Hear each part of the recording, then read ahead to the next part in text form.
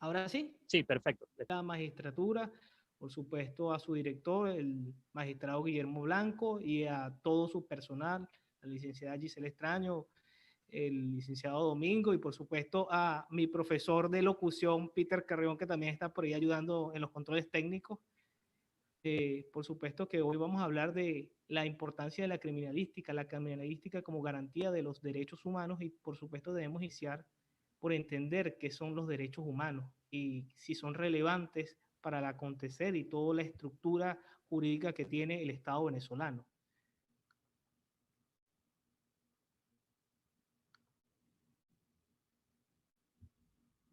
Veo bastante conocidos incluidos en este taller. Agradezco la presencia de todos el día de hoy.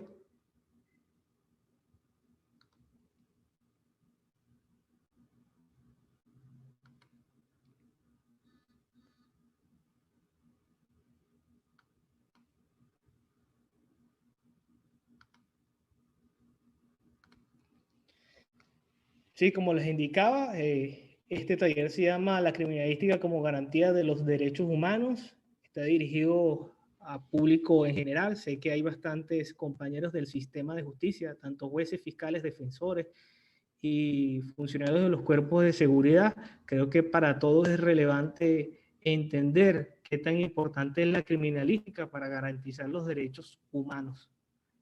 Cuando hablamos de derechos humanos hay que señalar que los derechos humanos, siempre cuando se habla de derechos humanos, surge algunas incógnitas y algunas preguntas, sobre todo cuál es el origen de los derechos humanos. Esta respuesta casi siempre va muy de la mano de la orientación o del tipo de concepción que tenga cada quien sobre el derecho, si somos just positivistas, just naturalistas, si somos positivistas o no. Pero realmente lo que son los derechos humanos, la creación de los derechos humanos, son inherentes a la propia evolución de la sociedad humana, que convive a través de diferentes estados divididos a través de una estructura jurídica y un marco regulatorio de convivencia. Por supuesto que para algunos, los positivistas, conciben que los derechos humanos surgen a partir de la Declaración Universal de los Derechos Humanos a través de la Asamblea General de la ONU. Esta Declaración de los Derechos Humanos, por supuesto que fue como consecuencia de la Segunda Guerra Mundial, donde se vio toda una devastación y una gran consecuencia en lo que son muertes y lo que ha sido los problemas económicos que trajo la Segunda Guerra Mundial. Pero por supuesto, esta denominación de derechos humanos tiene como principal antecedente lo que son la Revolución Francesa y la Constitución de Francia, lo que es la Constituyente de Francia, cuando se habló de los derechos del hombre, que son el primer origen de los derechos humanos. Por supuesto, después fue evolucionando esta denominación para hablar de garantías de los seres humanos. Esta idea de legislación, como les decía,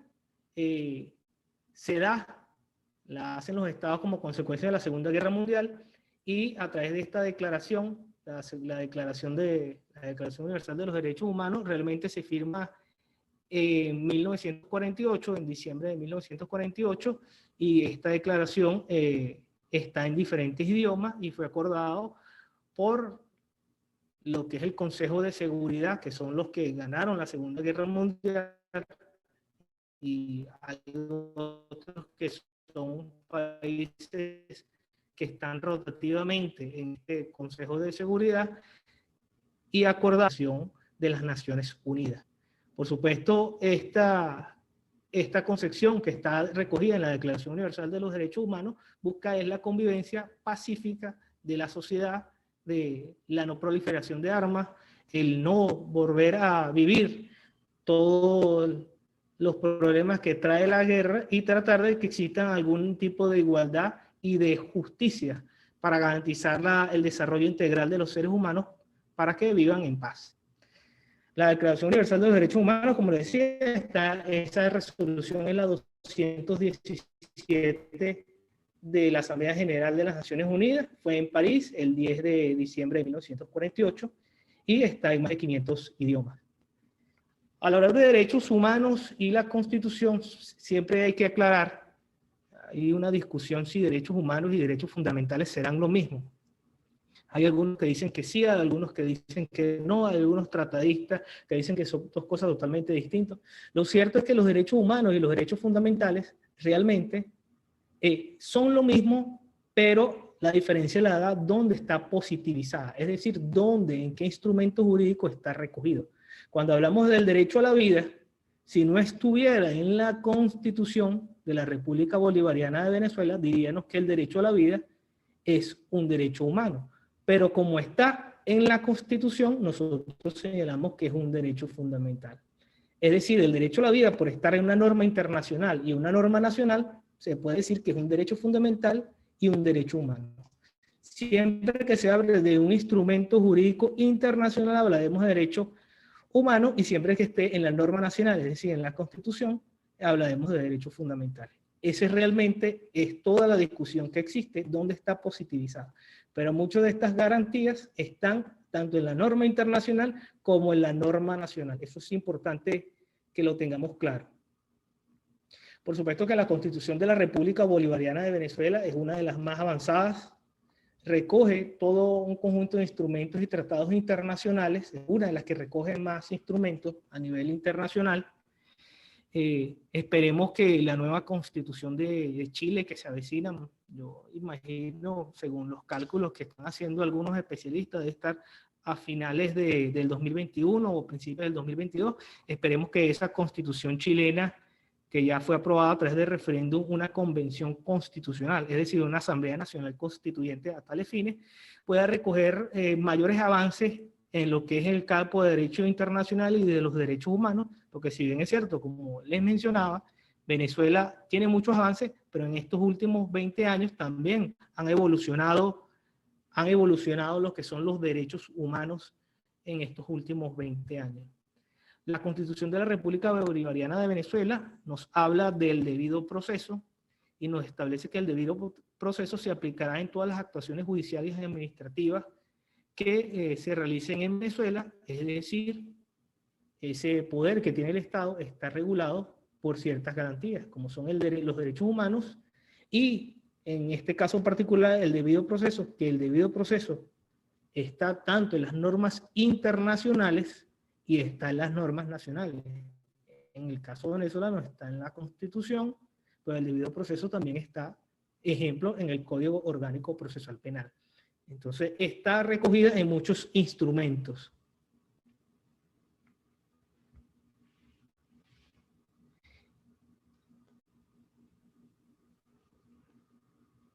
Creo que ahí hay una falla técnica por ahí de alguna compañera.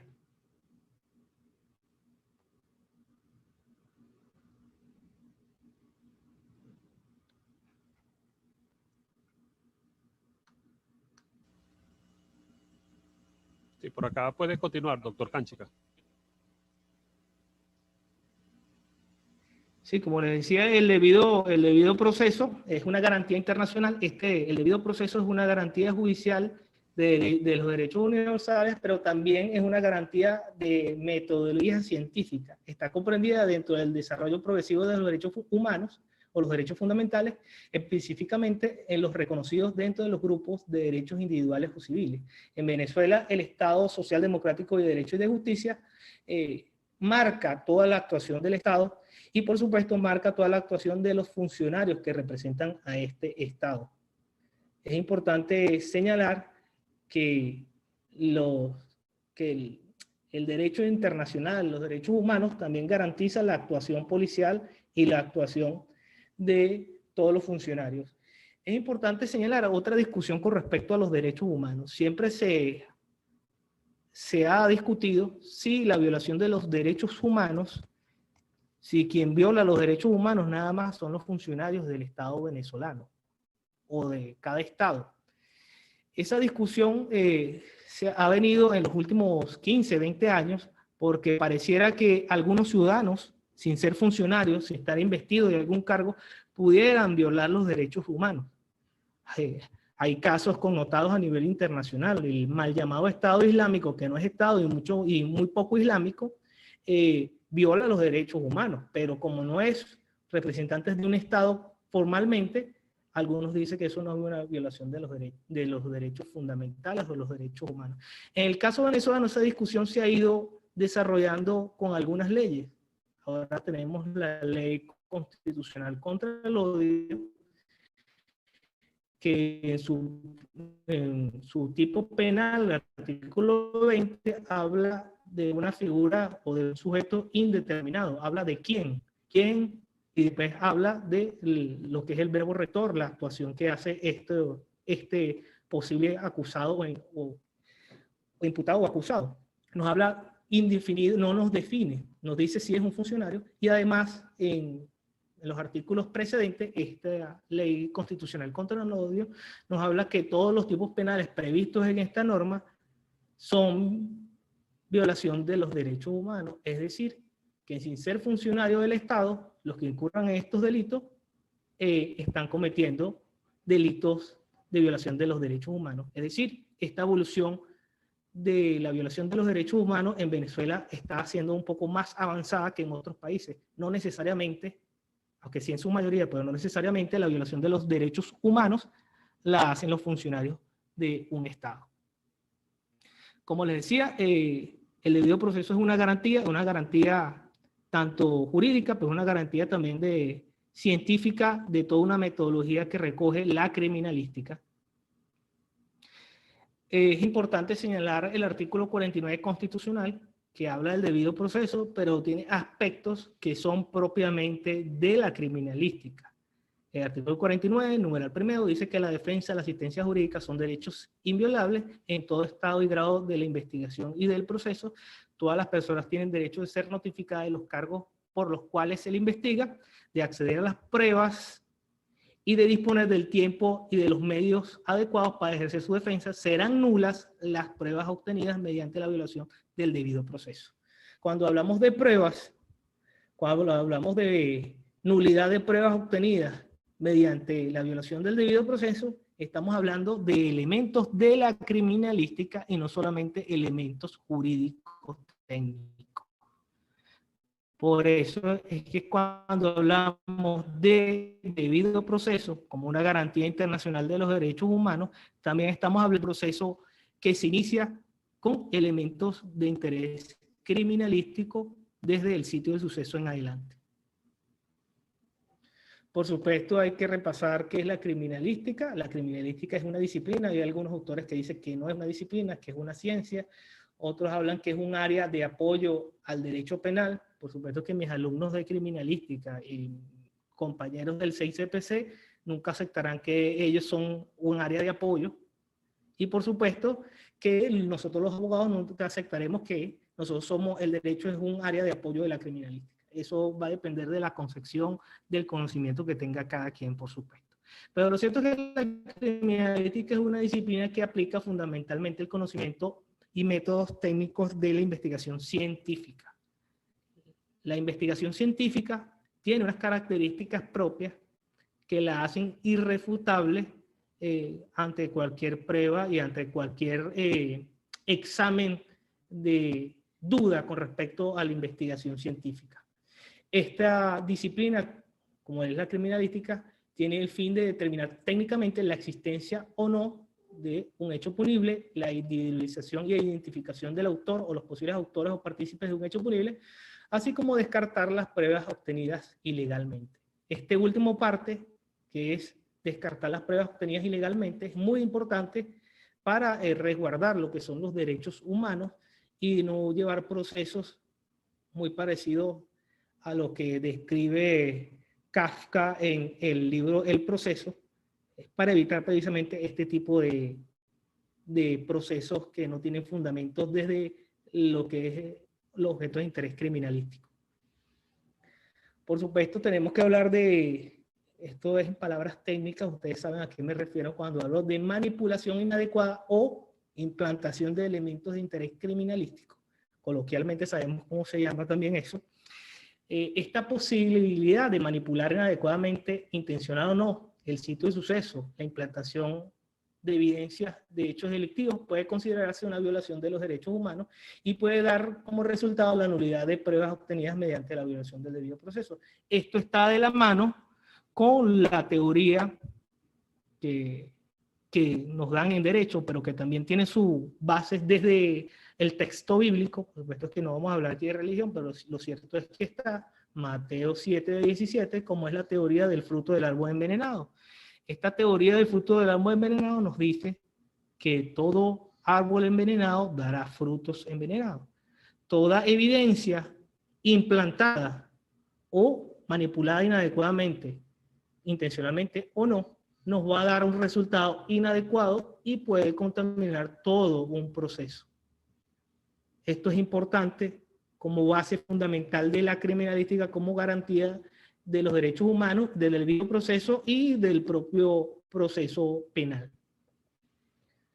Por supuesto, desde hablar de la manipulación inadecuada de los elementos de interés criminalístico, tenemos que hablar, sin ninguna duda, del Manual Único de Cadena de Custodia,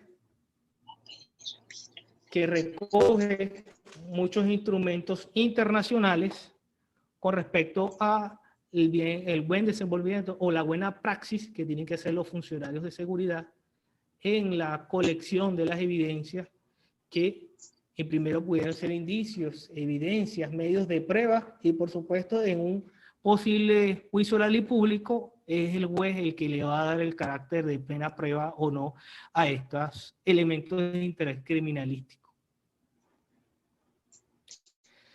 Es importante también hablar de que la investigación penal, esto desde el punto de vista del derecho, si hablamos desde el punto de vista de la criminalística, hablaremos no de investigación penal, sino de investigación criminalística, pero realmente son sinónimos, va a depender de la formación académica penal o de investigación criminalística. Lo importante y lo cierto del caso es que el artículo 34 de la ley, yo digo siempre que es la ley orgánica del 6CPC y del Servicio Nacional de Medicina Forense, porque tiene un nombre bastante largo, Ley Orgánica del Servicio Nacional de Cuerpo de Investigación Penales, Criminalístico y Científico y el Servicio Nacional de Medicina Forense, SENAMEX, nos señala que se entenderá por investigación penal el conjunto de diligencias orientadas al descubrimiento y comprobación científica del delito, sus características, la identificación de los autores o partícipes, la víctima, así como el aseguramiento de los objetos activos y pasivos. Por supuesto que esto le da unas mayores funciones o le da preponderancia en estas funciones al cuerpo de investigación penal, criminalístico y científico, el 6CPC, porque realmente ellos son el órgano competente de la investigación criminalística, más no son los únicos que pueden hacer esta actividad. Por supuesto que los cuerpos de seguridad pueden hacer un conjunto de actividades sin ser propiamente cuerpos de investigaciones criminalísticos. La Policía Nacional, las policías preventivas pueden realizar diferentes actividades que están encaminadas precisamente o mandadas por lo que el artículo 12 y 6 del COP nos habla de diligencias urgentes y necesarias. Estas diligencias urgentes y necesarias están dirigidas a identificar, ubicar a los autores o partícipes de los hechos punibles, además de conservar y asegurar los objetos activos o pasivos del delito. Este instrumento jurídico tiene su base en lo que es la criminalística, que es conocido como el tetraedro de la criminalística. Este tetraedro de la criminalística no es otra cosa que el diagrama de representación gráfica de análisis técnico de los 4 elementos más relevantes en ello el día de hoy. Aquí está más o menos un dibujo gráfico de lo que es el tetraedro de la criminalística, que da la base para la diligencia urgente necesaria. Muchas veces nosotros utilizamos diligencia urgente necesaria, pero no sabemos cuál es el incidente técnico de esta diligencia urgente necesaria, que además son las actividades que pueden hacer los cuerpos de seguridad sin mandato del titular de la acción penal, como es el fiscal del Ministerio Público. Las pueden hacer sin instrucciones porque son precisamente por la rapidez de la situación, las hace urgente realizarlas sin el mandato del fiscal del Ministerio Público, pero precisamente están sustentadas en el principio de intercambio y transferencia de la criminalística y en el tetraedro de la criminalística. Por supuesto, otro aspecto muy importante que garantiza los derechos humanos y que para mí es una bisagra conductora entre el derecho y la criminalística es la cadena de custodia. Siempre hablo de la cadena de custodia y siempre hago una pregunta con respecto a la cadena de custodia que la gente cuando la hago no entiende por qué la hago. ¿Por qué? Porque hay una mala concepción de lo que es la cadena de custodia. Hay una errada concepción de la cadena de custodia. Y siempre le pregunto qué le hago a los compañeros cuando hago algunos talleres. ¿Es usted o usted es la cédula? Y todo el mundo se queda pensando por qué este facilitador hace este tipo de preguntas que tiene que ver con la cadena de custodia. Tiene que ver mucho. ¿Por qué? Porque la cadena de custodia no es la planilla. Usted no es la cédula. La cédula es una representación de los datos de identificación de usted. La planilla de cadena de custodia no es la cadena de custodia como tal, es una representación, un papel que como dicen por ahí, el papel puede ser enmendado y acomodado. Entonces, la cadena de custodia es mucho más que una planilla. Por eso lo grafico con la cédula. Usted es usted o usted es la cédula. La cadena de custodia es toda una garantía de los derechos humanos y del debido proceso, porque es toda una metodología científica, desde cómo se aborda el sitio del suceso, cómo se colectan las evidencias, cómo se colectan, cómo se envasan, cómo se etiquetan, todo esto. Si usted modifica esta metodología o altera la secuencia de esta metodología, está dañando lo que es la cadena de custodia. Más allá de que la planilla esté muy bonita y que el que escriba la cadena de custodia tenga muy buena letra.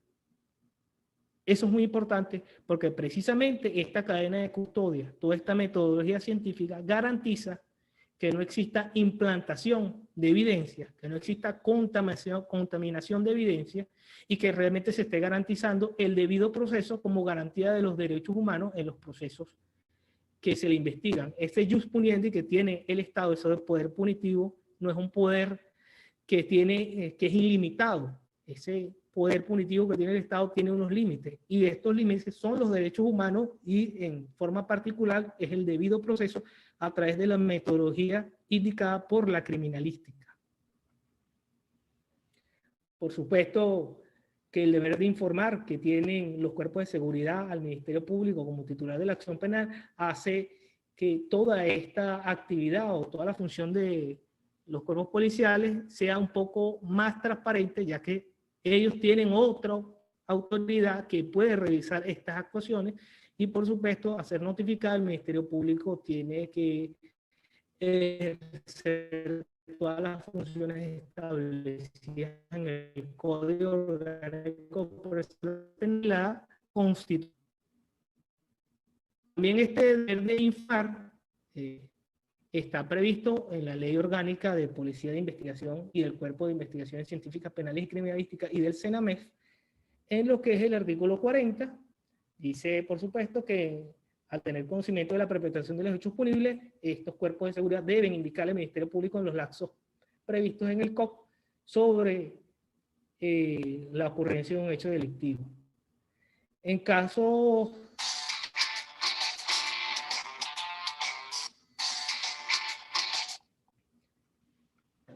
disculpen esta que evita precisamente esa información que le dan los cuerpos de seguridad al Ministerio Público.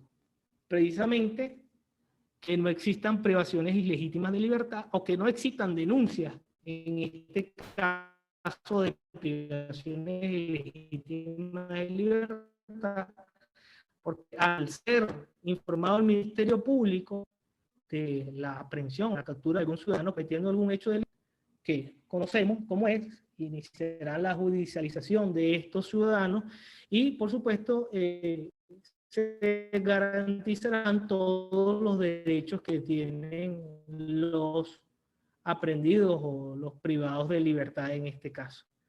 La privación ilegítima de libertad se considera como la privación ilegítima de libertad también se considera a través de instrumentos internacionales como una desaparición forzosa breve, la imposibilidad de comunicarse de estos detenidos también implica una violación de los derechos humanos. Por eso es que es tan importante esta información que hacen los cuerpos de seguridad en el término respectivo que nos establece el Código Orgánico Procesal Penal.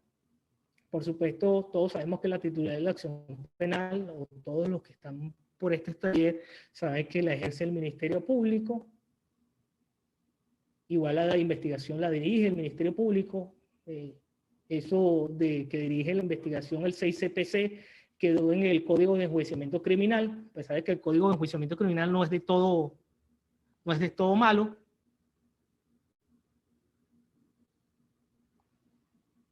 Disculpen, estamos teniendo algún inconveniente aquí. Creo que nos salimos de alguna de las reuniones. Estamos transmitiendo a través de dos Zoom. Y creo que hubo un problema con alguno de los dos.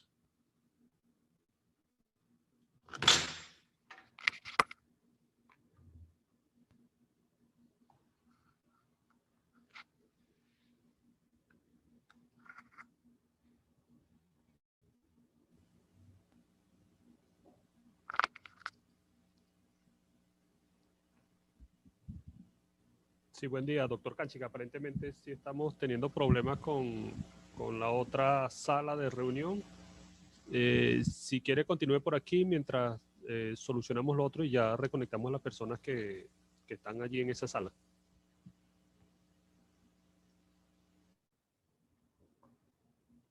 Estoy tratando de reingresar, pero me está pidiendo otra vez la clave y todo.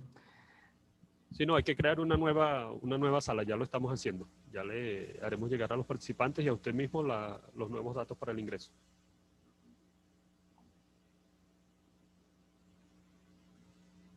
Ok.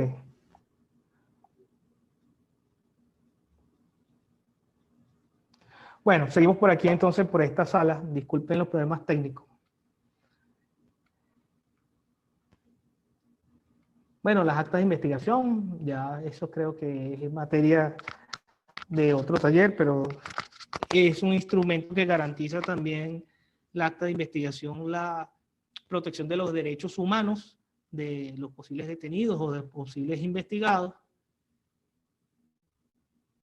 la implementación de testigos o testigos en los procedimientos policiales, también fortalece la actuación policial frente a estrategias y fortalece también en algunas ocasiones hasta la propia defensa y los derechos constitucionales de los imputados, garantiza la transparencia y credibilidad de los órganos jurisdiccionales y también armoniza los criterios reiterados de la Sala de Casación Penal y la Sala Constitucional con respecto a algunos tipos penales.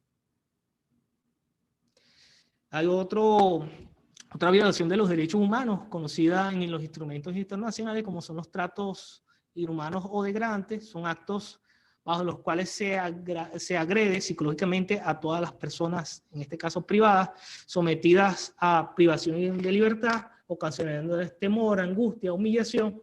Por eso es que es tan importante cuando se haga la aprehensión informar de los derechos a los capturados, indiciados o aprehendidos, y por supuesto informar al Ministerio Público y hacer las respectivas actuaciones que no solamente son el acta policial, también son los derechos y muchas veces la revisión física y médica de estos detenidos.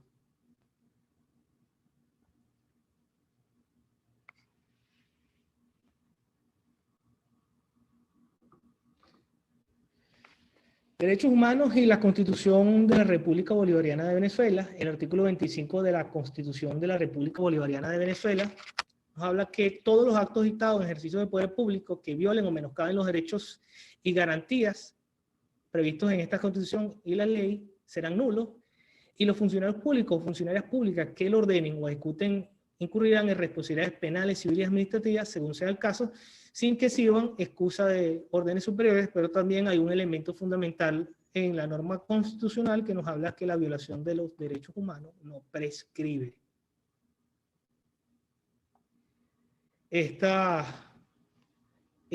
detalle de la imprescriptibilidad también lo recoge, como los ponía el ejemplo, la Ley Constitucional contra el Odio, nos dice que no prescriben porque los delitos previstos en esa norma son considerados violación de los derechos humanos. Es decir, lo trae de la Constitución a esta ley especial. Aquí está lo que les decía, el artículo 271, habla de la imprescriptibilidad de estos tipos penales. ¿Sí?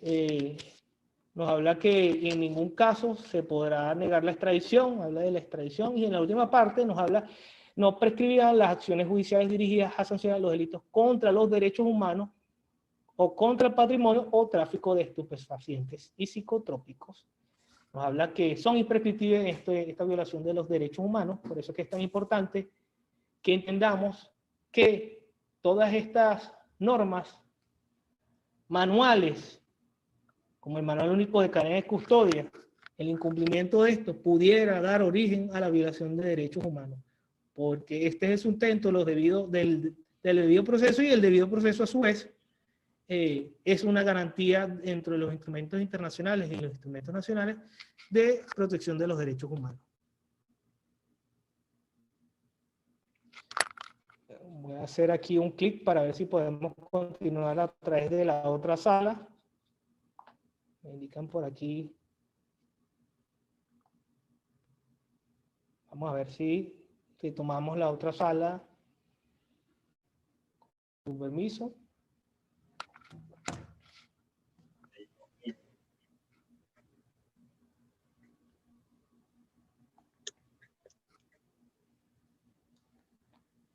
Estamos conectando con la otra sala.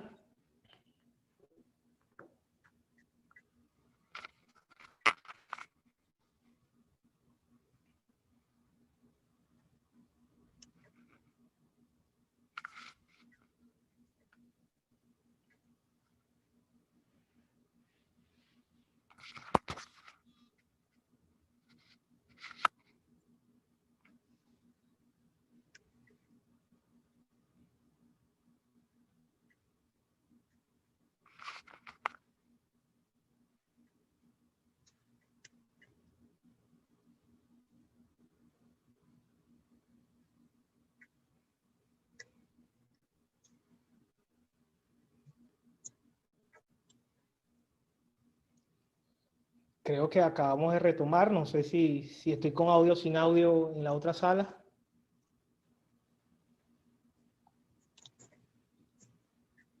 Me indicarán por alguna vía que tengo audio o no por la otra sala, por favor.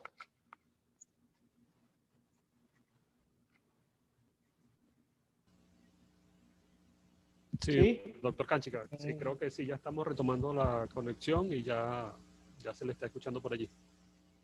¿Tenemos audio en la otra sala también? Sí, y poco a poco las personas irán reingresando también. ¿Sí tenemos audio? Sí. Ok, bueno, entonces ya reactivamos otra vez por la otra sala. Les indico a los compañeros que hemos tenido que utilizar 2 Zoom por la gran cantidad de participantes que tenemos el día de hoy. Bueno, les señalaba de la imprescriptibilidad de los delitos de violación de los derechos humanos.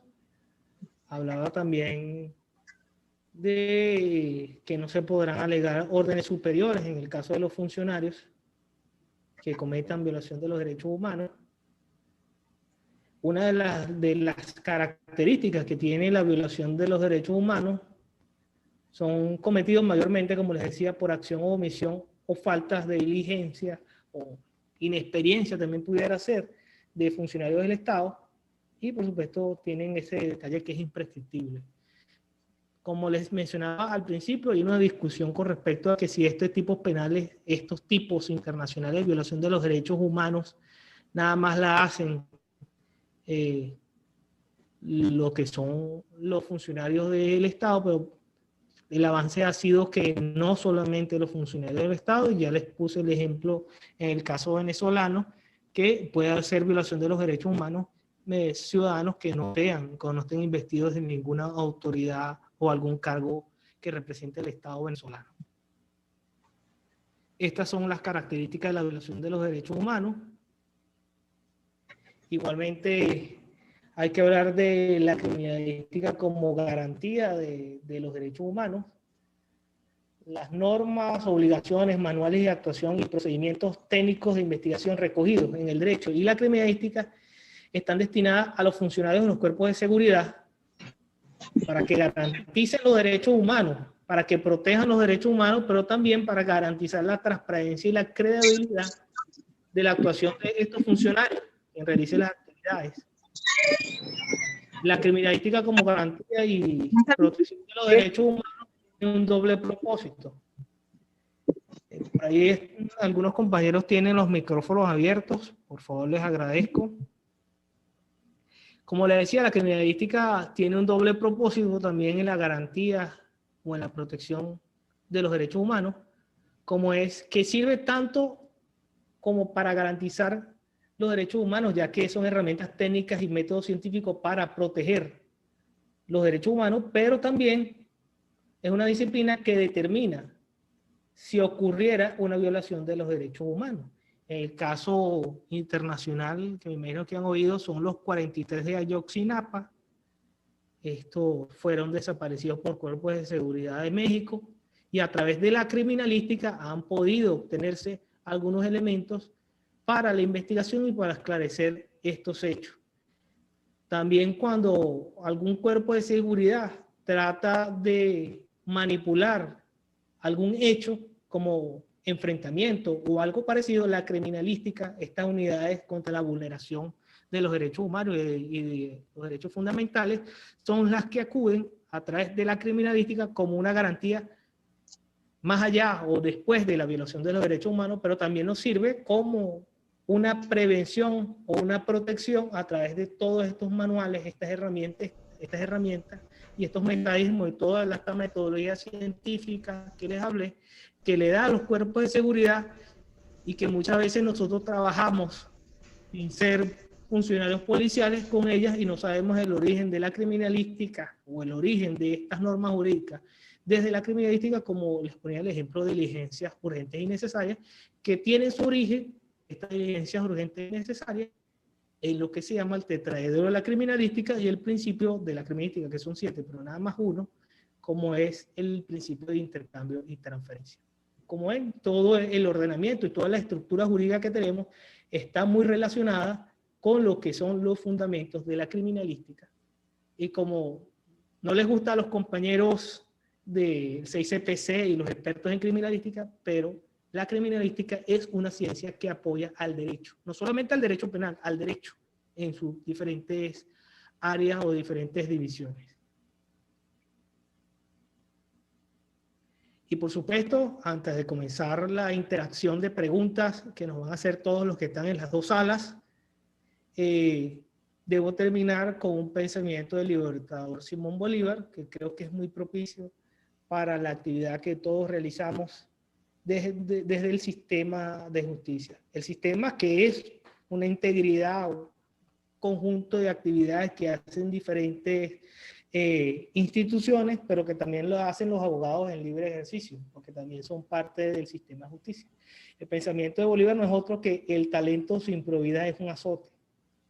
Por supuesto que sin probidad no se pueden hacer las cosas de forma adecuada, pero sin talento tampoco. Hay que tener probidad, pero también talento, porque yo decía en estos días analizando o discutiendo este pensamiento muy corto del libertador. Usted puede tener mucho talento, pero sin probidad seguramente se va a desviar. Pero puede también tener probidad. Y con mucha probidad y con mucho decoro le doy un avión en el aire y lo puede estrellar porque no tiene talento, porque no tiene conocimiento al respecto. Por eso es que es importante los dos elementos. Bueno, muchas gracias. Vamos a abrir la interacción. Me disculpan a la sala que se cayó por algunos minutos. Adelante. Muchísimas gracias, doctor Canchica, por su presentación. Buenos días. Esperemos mejorar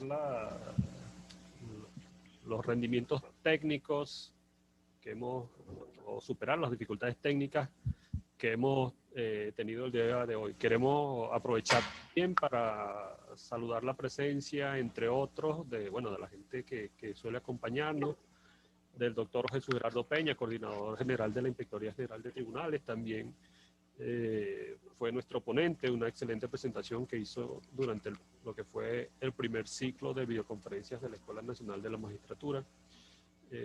Como usted decía, bueno, muchos nombres, muchas caras conocidas nos acompañan desde el estado Zulia, desde el estado Apure, desde el estado del Tamacuro, solamente por mencionar los estados más alejados quizás de acá de Caracas, y donde, bueno, solemos pensar que hay más dificultades técnicas y logísticas para conectarse. Sin embargo, desde allí están siguiendo también la presentación.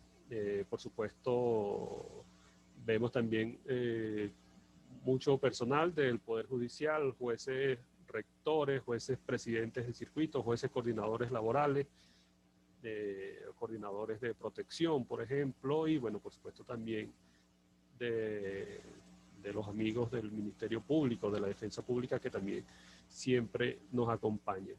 Vamos a esperar que por acá, bueno, comiencen las personas que se han conectado el día de hoy a plantear las preguntas. Voy leyendo algunos comentarios. Por ejemplo, el doctor Pérez Hudson dice que necesitamos más foros con más tiempo sobre estos temas. La doctora Albarrosa Carrillo dice que una presentación clara y precisa. Gracias por compartir esta información. Desde Carabobo nos acompañan también. En fin, ha sido una presentación, bueno, usted la ha hecho breve, pero a la luz de los pocos comentarios que estoy leyendo, muy necesaria, muy precisa, muy buena. Y bueno, además, para dejar de manifiesto también el carácter del Estado venezolano, de la Constitución y del Estado venezolano, una Constitución garantista y un Estado, bueno, como lo define el artículo 2, un Estado democrático, social, de derecho y de justicia, en la cual hay amplias garantías para el disfrute y para el ejercicio de los derechos humanos en Venezuela. Vamos a esperar a ver si alguien bueno, quiere plantear una pregunta, y también abusando un poco de la confianza, no sé si el doctor Jesús Gerardo Peña quiere acompañarnos con un comentario, un saludo. Vamos a abrir el micrófono al doctor Jesús Peña para que nos haga unos comentarios, siempre muy bien. Adelante, doctor Peña. Gracias, Domingo. Muy buenos días. Muy buenos días para todos y todas. Agradecido por permitirme la participación. ¿Se escucha, Domingo? Sí, doctor, perfecto. Perfectamente. Y saludos a mi estimado amigo, el doctor Cánchica, quien nos ha disertado hoy de un tema tan importante como lo es la criminalística en el proceso penal. Un tema fundamental para los operadores de justicia. Como decía Yonder, si los operadores de justicia no entienden el tetraedro de la criminalística, pues no hay derecho penal que tenga validez. Y si en la construcción de ese tetraedro nosotros no tenemos cuidado como operadores de vigilar la legalidad y la licitud de la colección de esas evidencias, del embalaje, del etiquetado y de todo lo que es la cadena de custodia, no hay proceso que se pueda sostener. Por eso la ponencia del doctor Cánchica es fundamental para todos los operadores de justicia. Por eso, doctor, muchísimas gracias.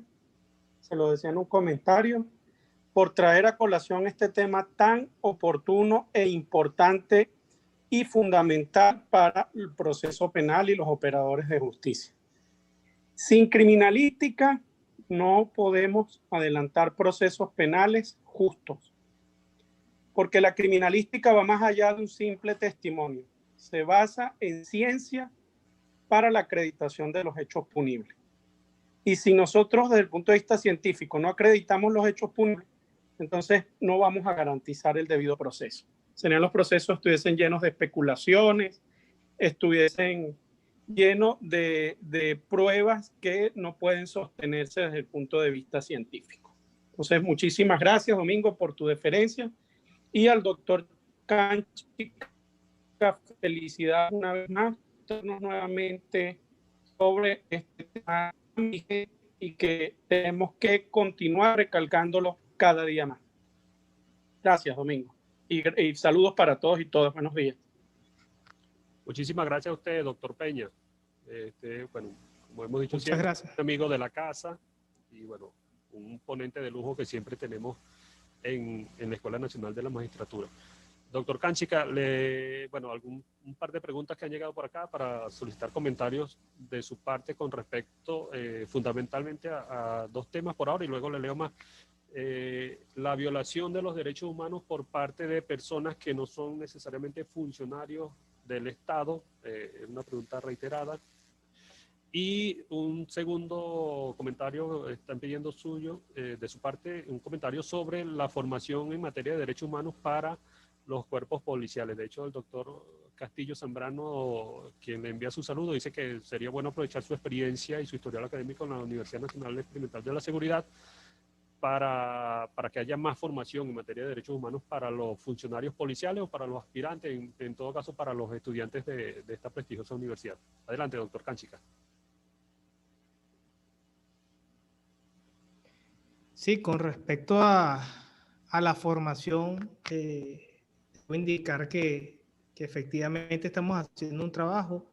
Yo hace muy poco di clases de derechos humanos a los futuros oficiales de la Guardia Nacional, ahí en la Comandancia General del Paraíso, precisamente en el área de derechos humanos, y a través de las escuelas del sistema de justicia en la cual participo como facilitador. Tengo el honor de participar en todas las escuelas del sistema de justicia. Se le han dado talleres, en la Escuela Nacional de Fiscales se le ha dado talleres de derechos humanos al FAES, a otros cuerpos de seguridad, y en la Escuela de la Defensa Pública también.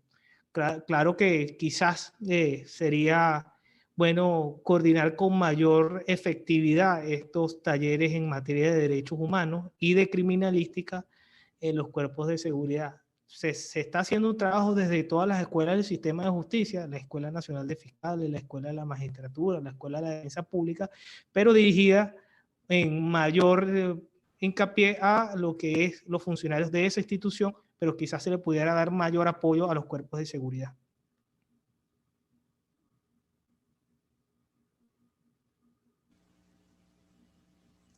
Excelente. ¿Sí? Y con respecto al tema de la violación de derechos humanos por parte de personas que no pertenezcan al Estado. Sí. Al Estado venezolano, como que no sean funcionarios públicos como tal. Eso, como lo decía al principio, es una discusión internacional que siempre se ha tenido. Algunos estados han avanzado, otros son del criterio que eso en absoluto se puede hacer.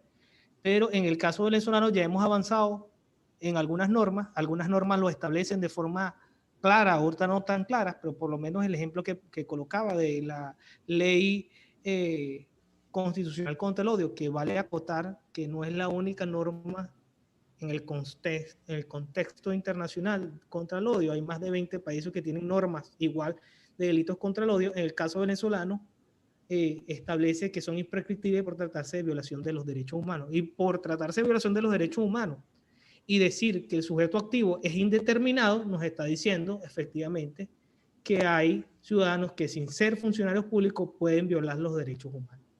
Ese es el ejemplo particular. Sé que en otros países han desarrollado normas parecidas de leyes contra el odio, pero habría que revisar si también las tratan como una violación de los derechos humanos o no.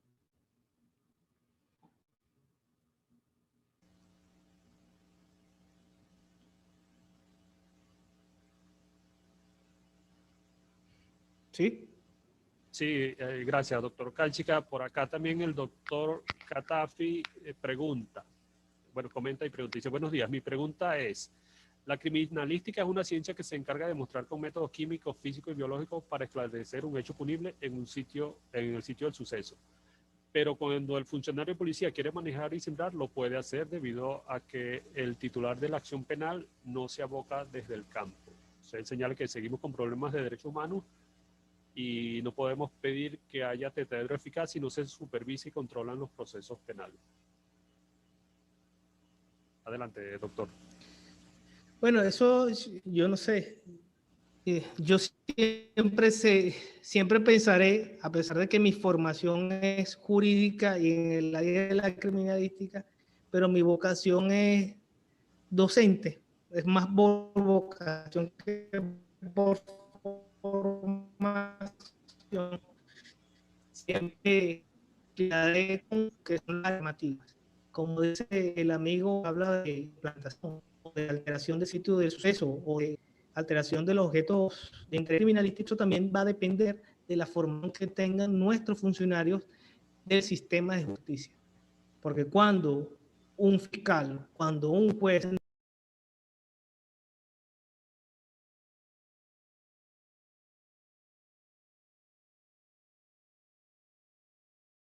desde el sistema de justicia para nosotros repeler o no convalidar esta violación de derechos humanos y esta implantación o contaminación en el área de la criminalística.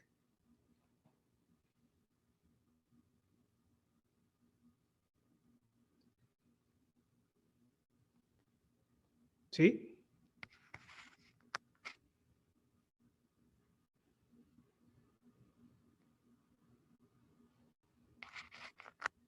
¿Tendríamos algún problema técnico? Sí, ajá, ya estoy por acá. Sí, ¿se me escucha? Ok. Sí, gracias. Bueno, he tenido Sí. un breve salto en la conexión y no pude ver, bueno, había una pregunta del doctor Neudo Ferrer, que creo que nos acompaña desde el estado Zulia. Doctor Ferrer, si nos está escuchando, si puede repetir su pregunta, que se me borró el chat y no pude leer su pregunta. Mientras tanto, voy leyendo una pregunta que nos llega del doctor Miguel Ángel Escalona desde Guasdualito, quizá uno de los doctores que, bueno, siempre nos acompaña. El doctor Escalona pregunta, en la práctica sucede a veces que los médicos forenses, al practicar un examen a su víctima que ha sido objeto de violencia sexual, no realizan paneo fotográfico para sustentar su valoración en un posible juicio. Entonces su pregunta es, a su criterio, ¿es necesario y obligatorio realizar este paneo fotográfico sin que se considere violatorio de los derechos humanos? Adelante, doctor Canchica. Sí, por supuesto, gracias a los amigos. Disculpe que no agradecía al doctor Jesús Gerardo Peña por la intervención, agradecido como siempre por su referencia al doctor Peña y por la participación en este espacio. Con respecto a lo que son la fijación fotográfica, no es obligatorio desde el procedimiento, pero en algunos casos se hace necesario. Creo que desde el Manual Único de Cadena de Custodia sería importante incorporar algunos nuevos elementos, sobre todo en el manejo de cadáveres. En el caso de homicidios, quizás sería importante recoger este Manual Único de Cadena de Custodia. Fue recogido a través de instrumentos internacionales, pero quizás hay que hacer algunas adaptaciones a la realidad venezolana para que sea un poco más efectivo. Y por supuesto, este manual único habría que darle mayor publicidad o mayor formación. Yo de hecho creo que este manual único de cadena de custodia debería ser estudiado desde pregrado a todos los futuros abogados y todo.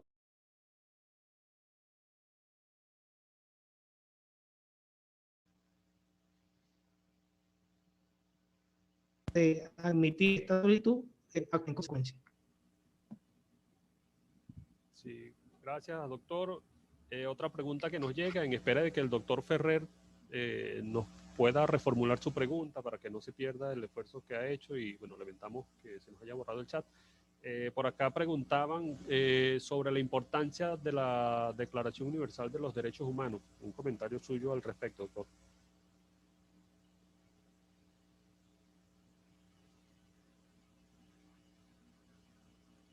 Disculpa, no oí esa parte. Perdón, preguntan la importancia de la Declaración Universal de los Derechos Humanos.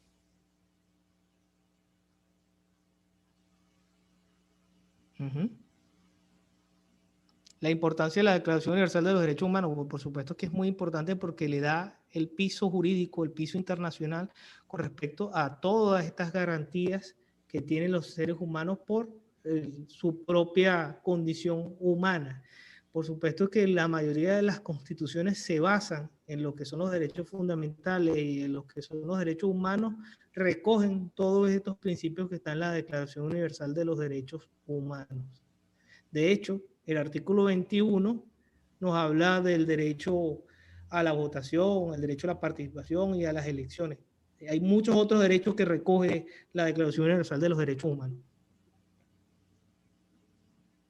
Gracias, doctor. Finalmente nos llega una pregunta del doctor Rafael José Cuervo, quien, bueno, le felicita por su presentación y pregunta, como abogado litigante, señala, dice, muchas actuaciones procesales endilgan el comportamiento de los funcionarios actuantes, evitando así poder dar la cualidad de imputado. Esas actuaciones, en este caso, el rector de la investigación penal no señala estas violaciones y, bueno, él dice que estamos en presencia de una violación flagrante de los derechos humanos. Adelante, doctor Canchica. Sí, bueno, entiendo que el amigo habla del poder accesar a las actuaciones, pero para tener acceso a las actuaciones tiene que estar este ciudadano imputado, presentado ante tribunales, pero también hay una teoría que es la imputación material. Por ahí es importante que cada caso en particular uno pueda hacer una revisión de lo que se llama la imputación material, que no es otra cosa que cuando cualquier actividad o diligencia de investigación individualiza, identifica a un ciudadano sin haber presentado ante el tribunal o sin haber sido imputado. Por ahí sería importante en cada caso particular estudiar esta posibilidad. Pero el que no le den acceso a las actuaciones no necesariamente es una violación de los derechos humanos. Hay que ver cada caso en particular por qué no se le da acceso. Para dar acceso tiene que estar imputado y tiene que estar debidamente juramentado el abogado para tener acceso. Muchísimas gracias. Le leo dos preguntas. Ya el doctor Ferrer nos ha reenviado su pregunta. Gracias, doctor Ferrer. El doctor preguntaba, entiendo que el expositor ha señalado inicialmente que se ha superado la tesis positivista en materia de derechos humanos, por lo cual él se pregunta, ¿cómo sería la actitud del juzgador o juzgadora frente a aquellos que no están recogidos expresamente en los cuerpos normativos a la hora de imponer sanciones, compatibilizando ello con la imprescriptibilidad de los mismos y la seguridad jurídica? Queremos solicitar por favor al doctor Henry Arenas que silencie su micrófono, que está recogiendo sonidos y está interfiriendo con la presentación. Si es tan amable, por favor, doctor Henry Arenas, para que silencie su micrófono. Ya que, bueno, por acá no lo puedo silenciar yo, sino, bueno, tomaremos otras medidas. Y pregunta también, doctor Canchica, aparte de la pregunta que hacía el doctor Ferrer, también le preguntan por acá, para aclarar debemos saber en qué etapa, pregunta Eileen Valdés, para aclarar debemos saber en qué etapa del proceso nos encontramos. Es ilógico mencionar que los jueces en fase preparatoria tienen que ir al fondo del asunto. En mi consideración son funcionarios y el Ministerio Público quienes deben verificar la licitud y legalidad del llenado de la planilla única de la cadena de custodia. ¿Cuál es el rol del Ministerio Público al promover una prueba? ¿Acaso no debe verificar la licitud de la misma? Sí, esto es una discusión que yo siempre hondaré con respecto a esa visión segmentada del sistema de justicia. El sistema de justicia, todos tenemos el mismo fin, todos los que participamos en el sistema de justicia, según el artículo 13 del Código Orgánico Procesal Penal, el proceso penal venezolano tiene un objetivo claro, que es obtener la verdad de los hechos por la vía jurídica y la justicia en la aplicación del derecho. Por supuesto que cada quien tiene responsabilidades dentro de este objetivo fundamental, lo que es el proceso penal venezolano. En la licitud de la prueba, por supuesto que el Ministerio Público debe garantizar la licitud, que exista un buen manejo de las evidencias, que se cumpla el manual único de cadena de custodia. Pero si el fiscal no ha cumplido con esta atribución y el juez es el que observa alguna desviación, por supuesto que el juez debe decidir en consecuencia de estas violaciones. Pudiera anular alguna actuación, pudiera anular alguna experticia, alguna acta. Tendría que ver cada caso en particular, pero el juez tiene la autoridad, como también determinar si existe alguna violación, algún ilícito o algún incumplimiento del Manual Único de Cadena de Custodia, que además es un manual de cumplimiento para todos los órganos de cuerpos de seguridad, no solamente el CICPC, porque siempre se trata de decir que el CICPC no. También hay cuerpos preventivos que hacen labores y hacen aprehensiones y también tienen que conocer esto.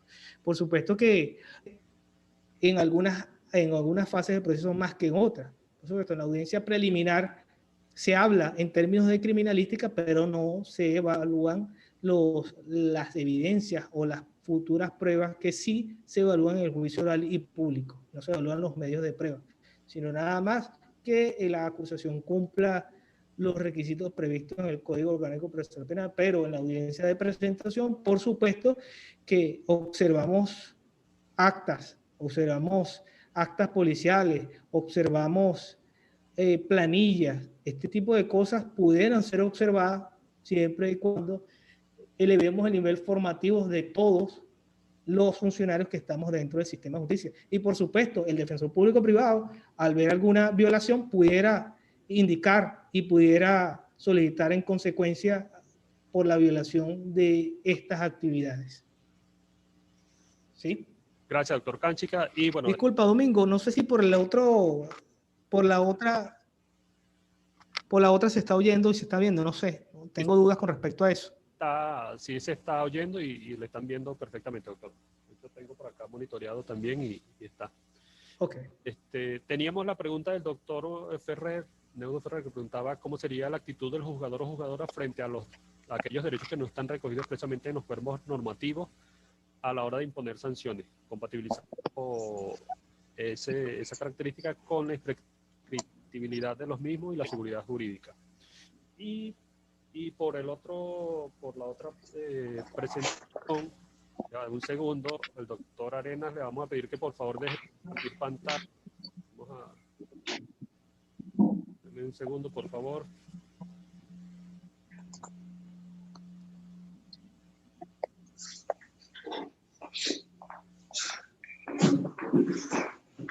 Las personas que tienen micrófono, por favor, que están viendo la presentación, agradecemos, por favor.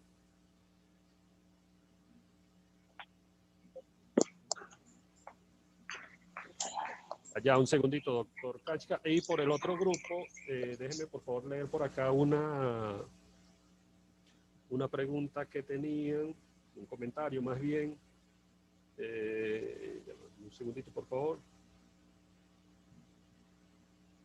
La doctora Kathleen Nácar comentaba que estuvo en un taller organizado por el SENAMEF en el estado de Yaracuy, donde se encontraban presentes jueces, fiscales, funcionarios y otros, y con asombro el desconocimiento fue bárbaro, comenta ella. Muchos ni siquiera saben que al cadáver debe hacérsele la cadena de custodia, ni siquiera sabían que debe llevarse el libro de registro correspondiente y menos del acta de colección de la evidencia. Los fiscales incorporan una copia de la planilla del expediente y la misma no cumple con los requisitos mínimos y así llevan a juicio a muchas personas. Dice que, bueno, celebra que se haga este tipo de actividades sobre el tema que estamos tratando hoy de la criminalística y derechos humanos, y dice que, bueno, sería interesante hacer más actividades sobre el tema. Entonces, bueno,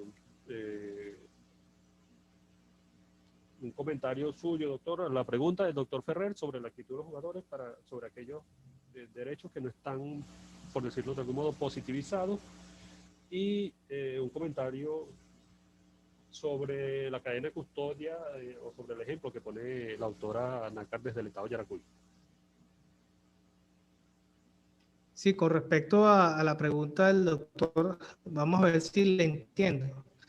Él habla de positivizado algunos hechos que no están positivizados, algunos hechos. Bueno, sabemos que uno de los principios que rige el derecho penal, y sobre todo el derecho penal venezolano, es el principio de legalidad. Si algún tipo penal que en otro país está positivizado o está previsto como delito y no está previsto como delito en Venezuela, no podemos hacer absolutamente nada porque no es delito en la República Bolivariana de Venezuela por el principio de legalidad. Como ocurría con la venta de la venta de dólares, que era delito en Venezuela, pero no era delito en otras partes de los continentes y del mundo. Es igual, si no está positivizado, recuerden que el principio de legalidad es el que rige precisamente al derecho penal de Venezuela. Con respecto a la cadena de custodia que hablaba la doctora, sí es verdad, hay algunas deficiencias con la cadena de custodia, sobre todo con el manual único de cadena de custodia, que el manual único de cadena de custodia no solamente habla del llenado de la planilla, sino que habla de la metodología que se tiene para cada evidencia. El cadáver debe tener una planilla, los vehículos, que dentro del vehículo pudieran haber indicios y pudieran haber evidencias, debería tener una planilla el vehículo y debería tener una forma de traslado adecuada el vehículo. Va a depender de cada tipo penal que se esté investigando, cada delito que se esté investigando. Pero todo esto tiene que ser conservado de una forma adecuada, porque si no pudiéramos alterar, implantar o tratar inadecuadamente las evidencias, y esto pudiera dar origen a unos resultados errados. Por eso es que siempre recalco teoría del fruto del árbol envenenado. Es importante que entendamos esta teoría, entendamos que podemos a veces hacer malas investigaciones, y por eso es que mis alumnos de pregrado y posgrado lo saben, que siempre mando a ver la película que uno de los actores es Anthony Hopkins, El crimen perfecto, porque todos al final concluimos cuando vemos esta película que no existen crímenes o delitos perfectos. Lo que existe a veces son malas investigaciones o falta de formación en lo que son las investigaciones en el área de la criminalística y en el ámbito de la investigación penal. Gracias, doctor. Una última pregunta. Ya ir finalizando, el doctor Moisés Padrón nos pregunta por la segunda sala. En los casos en los que un juez de control admita la acusación, pero no se tenga, un segundo para ver cuál era la pregunta, que no se tenga el protocolo de la autopsia y se admita la acusación, pregunta que si no estaríamos en presencia de una violación de los derechos humanos, una privación ilegítima de libertad. Un comentario sobre esta última pregunta, doctor. Sí, bueno, a veces pasan muchas cosas con respecto a eso. Muchas veces el titular de la acción penal la ofrece, pero no la tiene en físico. Ofrece el número con que se solicitó, o simplemente no existe. Habría que ver en qué circunstancia, cuál de todas esas circunstancias pregunta el amigo.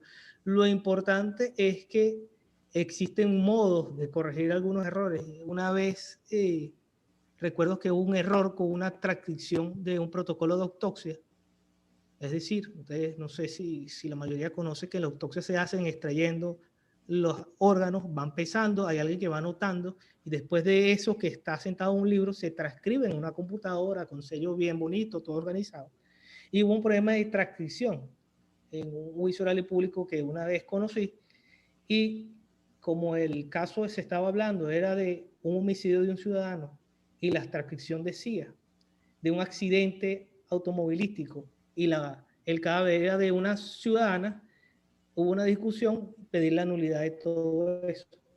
Pero al ver los datos en el encabezado, a ver la fecha y a ver que nada más las conclusiones de lo que estaba enredado en la transcripción, me imagino que el que transcribe hubo un error de tipeo, como llama uno, pudimos solventar eso. No había, en ese caso que les estoy comentando, no había una privación ilegítima de libertad, no había una violación, sino que simplemente se pidió que se mandara copia certificada del libro que se hace a bolígrafo cuando se están extrayendo los órganos y se pudiera constatar que fue un error de transcripción. Entonces, no sé en caso particular que está refiriendo el amigo, pero sí el fiscal del Ministerio Público pudiera ofrecerlo con los datos y posteriormente consignar el físico. Esa pudiera ser una solución. Distinto es que no lo ofrezca, estamos hablando de un homicidio, que no ofrezca el protocolo de autopsia, que no se haga referencia a ese y después amanezca con un protocolo de autopsia. Ahí es el juez que evalúe eso, debe considerar todas estas condiciones para decidir. No sé, ahí te diría el criterio del juez, por supuesto que las máximas experiencias, el conocimiento científico y la lógica debe aplicar en el juzgador para evacuar o para evaluar esta situación que nos expone el amigo. Muchísimas gracias, doctor Canchica. Bueno, queremos agradecer nuevamente su tiempo, la disponibilidad que ha tenido para acompañarnos el día de hoy. Nos hemos intentado, como usted señaló bien, una presentación con 2 salas de Zoom ante la cantidad de personas que se habían inscrito para esta presentación. Vamos a evaluar, bueno, junto con usted, no es ninguna promesa para las personas que nos están viendo, pero bueno, vamos a evaluar, repetir esta actividad porque muchas personas se quedaron también con ganas de participar. Le reiteramos a usted, bueno, nuestro saludo, nuestro agradecimiento, el saludo también del doctor Guillermo Blanco Vázquez, nuestro director general, de todo el personal de la Escuela Nacional de la Magistratura. Sabemos que usted es un buen amigo de la casa, un docente excelente, siempre nos ha acompañado. Y bueno, queremos ya, entonces, bueno, para ir finalizando, unas palabras para que usted pueda, digamos, últimos comentarios para nuestros participantes del día de hoy. Bueno, por supuesto, reiterar mi agradecimiento a la Escuela Nacional de la Magistratura, a todo su personal. Por supuesto que una de las cosas que extraño haciendo estas conferencias por esta vía es la atención del personal de la Escuela de la Magistratura, que siempre nos atiende muy bien allá en la sede de Chacao.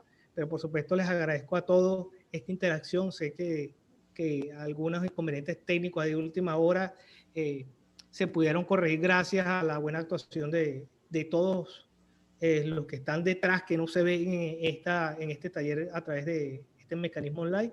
Por supuesto, agradecer a la máxima autoridad de la Escuela Nacional de la Magistratura, el magistrado Guillermo, a la licenciada Giselle, a ti, por supuesto, a Peter y a todos los participantes, y reiterar que lo importante de que el sistema de justicia nos veamos todos como un sistema que tiene un mismo fin, pero distribuido en diferentes roles. Es muy importante que no nos sigamos viendo segmentados, ni las instituciones jurídicas, es decir, el Ministerio Público, el Poder Judicial, la Defensa Pública, pero también los órganos de cuerpos de seguridad. Y por supuesto reiterar que lo importante para hacer mejor el trabajo cada día es la formación. Como dije, yo soy de formación, soy abogado y en el área de la criminalística tengo especialidad y maestría y también los derechos humanos, pero de vocación siempre me ha traído la docencia, y por eso reitero que es importante hacer mayores foros, hacer mayores talleres en esta área para poder tener el conocimiento al mismo nivel de todos, porque no podemos unos hablar un idioma y otros hablar otro idioma, porque si no el sistema simplemente no existe una coherencia dentro del sistema. Por supuesto, agradecerlos nuevamente y darle las gracias por la atención el día de hoy.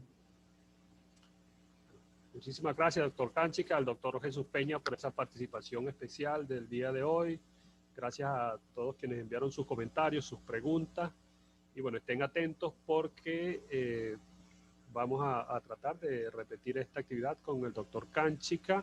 Y por supuesto, saben que están todos y todas invitadas para nuestras actividades de todos los miércoles a la misma hora, 11 de la mañana. Siempre tendremos temas muy interesantes para todos y todas ustedes. La próxima semana la conferencia a cargo de la doctora Marlis Fernández sobre las infracciones electorales en la legislación venezolana. Ella estará hablando de delitos y faltas en la legislación venezolana, un tema muy apropiado para el periodo electoral en el cual estamos viviendo en Venezuela este año. Sí, los esperamos a todos y a todas la próxima semana. Muchísimas gracias, nuestro respeto y nuestro cariño para todas y todos. Saludos, que tengan todos feliz tarde.